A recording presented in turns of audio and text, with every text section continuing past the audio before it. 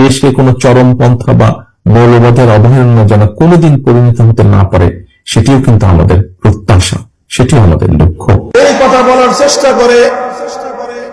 বলার চেষ্টা করে যে রাজনীতিতে ধর্মের প্রবেশের কোনো সুযোগ নাই। মনে রাখো, এই কথা যদি তোমরা পরিবর্তন না করো, আগামী দিনে বাংলাদেশ তোমাদের ব্যাপারে একই সিদ্ধান্ত নিবে। মনে রেখো,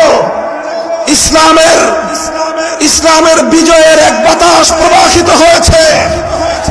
সেই বাতাস ইমারতে ইসলামিয়া কায়েম করেছে। সেই হাওয়ায় দুলতে দুলতে আমেরিকার নেতৃত্বাধীন পশ্চিমা জগৎ পরাজয় মেনে নিয়েছে। সেই বাতাসে দুলতে দুলতে হামাসের কাছে ইসরায়েল নতি স্বীকার করতে বাধ্য হবে। সেই হাওয়া বাংলার মাটিতে লেগেছে। ইনশাআল্লাহ ইসলাম বাংলাদেশের ক্ষমতা